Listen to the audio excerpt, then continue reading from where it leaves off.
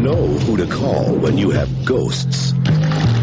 But who do you call when you have monsters? We're the Monster Squad. What's a squad? It's like Miami Vice, I think. They're young and inexperienced. Naughty virgin. They're a bit disorganized. Monsters are not real. We don't know that, sir. 2,000-year-old dead guys do not get up and walk away by themselves. But when strange things start happening in town... There's a monster in my closet. Ooh, look at that big, scary monster! Hello, everyone, and welcome once again to Ultrasonic Film. As always, I'm your host, James, talking about movies, and more movies. I have two very special guests on the show right now. Andre Gower. Andre, welcome to Ultrasonic Film. Thanks for having me. It's great to have you here. And Ryan Lambert. Ryan, welcome to Ultrasonic Film. How are you, sir? How are you? I'm doing very, very well. I got to tell you, it brings me an incredible amount of joy to chat with two people from such a special film from my youth. I'm about the same age as you guys, and I got to check out the film when I was about your age. So it meant a lot to me, and it's great to be able to chat about the Monster Squad. Hey, what do you know? Yeah, that seems to be the theme. I've heard of it. I got to point out to a lot of people who may not realize it, because the film is exceptionally popular right now and considered an 80s classic. But this was not always the case. Because, of course, I was young and around when the film was actually released, and it was not a box office smash. You two guys should take a lot of credit for what you've done over the years. I know about the Alamo Drafthouse screenings, and you guys kind of teaming up to shepherd the film all through the years. You've taken it on tour. You've really driven it home, but the video revolution and the cult classic status of this film has just driven it completely. Ryan, has it been an incredible journey for you all the way through? Yeah, it's kind of been a trip, you know. I mean, when it kind of snowballed and started, I was just kind of living my life in San Francisco. I was in a band and just living my life, kind of left all that behind, and then you know, we basically got a call, and I said, "Huh? What do you want to do? You want to? I don't.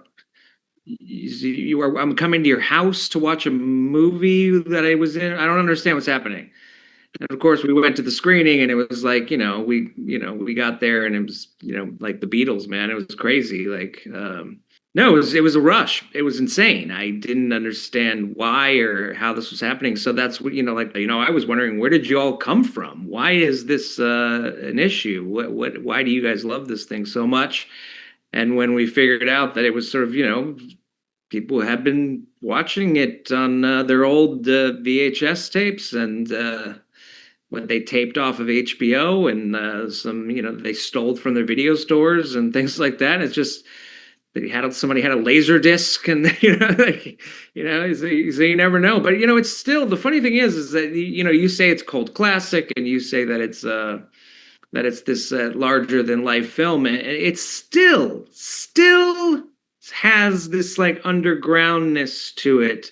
It's like maybe a little too young for a midnight showing type thing, but it's sort of like that. It kind of has that feel to it. Like it is kind of an if you know kind of thing. Like we've gone to conventions and seen people wearing Stephen King rules shirts, and then other people wearing like a Freddy shirt or something. And then then he comes up to him and says, "Yeah, Stephen King does rule."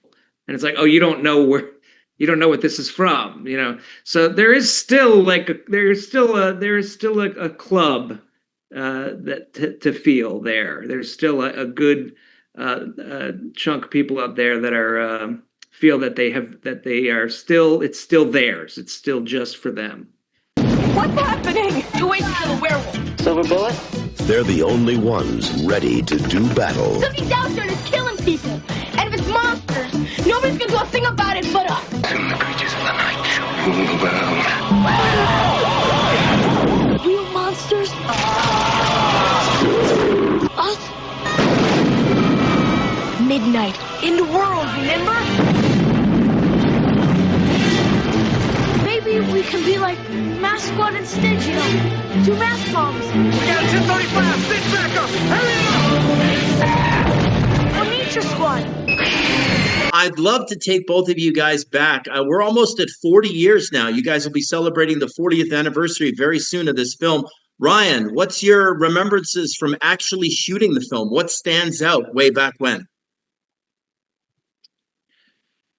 Oh, there's a few memories that kind of just start that linger, and then sometimes some sort of pop into my head that I kind of forgot about. But I think the umbrella uh, feeling is that it was just sort of like it felt larger than life. It felt like we were doing something special. It really did feel large scale. We were making this film at a time where I'd say 99.9% of the effects are practical, So we're really watching those things happen, firsthand. Whether it was, the wolf man's arm being dragged across, like to make it look like he was coming back to life, or, watching Duncan as Dracula walking down towards the squad, like, snapping necks of various stuntmen dressed as, the troopers or whatever. The army, the tank, the army, when the army came, that tank, that was there. That tank came up on us, So I think just kind of if you were there and you took a step back and you kind of had this like overwhelming whoa feeling, whoa, like that. And one of my, I guess personally, when we were shooting the clubhouse stuff, but like the exterior of the clubhouse, where they actually built a clubhouse in a tree. And at one point, Fred, the director, said, go climb up in the tree and stare out the window and with the binoculars. So that shot is not CGI. That is obviously not AI. That is me climbed up this tree, and there was a guy in there with a light, and he's holding onto my legs so I don't fall out the window. Obviously, these things we can't do anymore, or whatever, But back then it really did feel like you were like it felt like at any point now someone was going to come and like make sure that they had the right measurements for the dolls and sketching us for Mad Magazine. It kind of felt like that was happening, as it was going on. Of course, then it came out and we all went, well, guess I'm not going to be an action figure. But, that changed. That changed now. So now we are all these people come up and they make, they're made by fans, and it's fun to see all that stuff. The book is right. Don't you see it's all true? By midnight, You guys! they won't seem so young anymore. Andre, your remembrances on shooting the Monster Squad all these years later, what comes to mind? I think obviously, like Ryan was saying, the scope and scale of what was trying to be accomplished. And ironically, as the kids on the set, we had a group of kids of, ranging from age from 5 to, 14, 15. And we were only there for literally 50% of it. Because you can only be there for so much and then you have to leave and you don't have time. But like Ryan was mentioning, all these great things you got to stick around and see. Even when you were working, you realized this was no small deal. And then you got to stick around or come on an off day and watch some of the big setups or the big, set builds or the actions or the explosions and things like that. You're like, yeah, there's a lot going on here. For me personally, it was there was very few days that in the whole production schedule that I didn't work. One, because they, schedules are, kind of detailed for efficiencies, but there was a lot to do. So I mean, we worked a lot and long days and hard days to make this giant movie at the time. And the takeaway, like Ryan said a little bit ago, that there's things that pop in your head that you don't remember. I almost wish that we had really documented like we could have today, like literally day to day, hour by hour stuff like everybody does now, which you get tired of. But there was a lot of cool stuff that went on that I don't think we even remember because there was so much. One, it was so long ago, but there was so much packed into those 3 months of making this movie that I wish we had it in our memory banks, just to have, because it's kind of special. The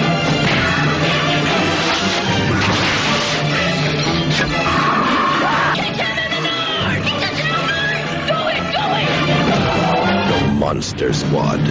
Wolfman's gone mad. Wolfman's Got Nards. There is actually another film that was released 2018, I believe. And if you could tell everybody about that, who may not actually know about that film as of yet. Yeah, appreciate it, James. Wolfman's Got Nards is actually a documentary that I put together and got made with my studio partner and my main guy over there, Henry McComas. And our approach on it was, to try to find a way to tell the unique dynamic of how something like a movie could impact someone whenever they see it. This, in many cases, their youth, and how that can kind of impact and connect and stay with you for a very long time, if not forever, and actually influence things that you do in your life. It happened to be told during the 30th anniversary year of Monster Squad, which was almost 10 years ago. But also, it wasn't just about a documentary about the Monster Squad. It was, like I said, telling that impact and the connection that someone or something could have to each other, like a movie or a TV show or a book or a painting or something. And, kind of told through the lens of the fans of Monster Squad. The first time I ever saw Monster Squad, I was at a sleepover party with a friend of mine. It was on HBO. Every time we go to the video store, that's what I'd rent. I even had a bootleg DVD. The word got out. Everything we had seen up till then had all been kid stuff, and this was the first taste of something dangerous. These kids are real kids. We were a part of the squad. we went to school with them, and we are them. This movie resonates. They put up the ticket saying Monster Squad Reunion. It sold out real fast.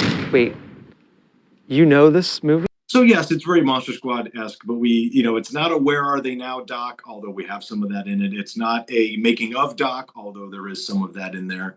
And it's not just a straight fan service doc, which, there's a little bit of that in there too. It was really trying to tell the story about the connection, this 30-year story that Monster Squad had with its fan base, how that impacted them and how that continues to resonate with people going forward. And, I think we did an okay job. And, we spent almost a year working on that documentary, and Ryan's a big part of that, as I dragged him all over the country and, Dakota appearances and sit down and interview and be a big part of this whole process. And, because we've, interestingly enough, if you're trying to tell the story about the impact that Monster Squad had on a whole, it's not only just fans, the filmmakers, Shane and Fred are in there as well, the people that worked on it, but also us as a cast, and actually how the cast as a whole, and Ryan and I, individuals at the experiences that we got to, partake in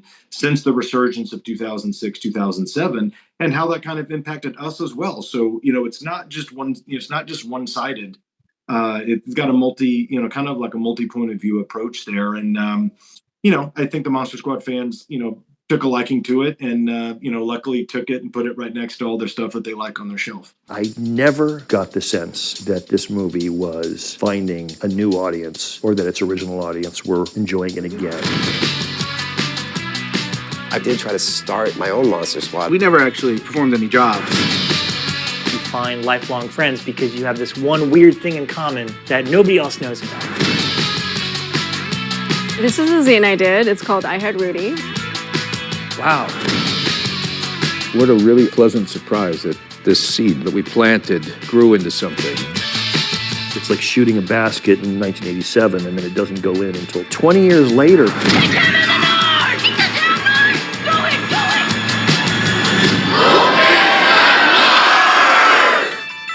Awesome. Well, thank you again for joining me. It means a lot to me. I've enjoyed the film ever since I was a kid, so this has been an absolute blast. Thanks, guys. Thanks, James. Appreciate it. Thank you.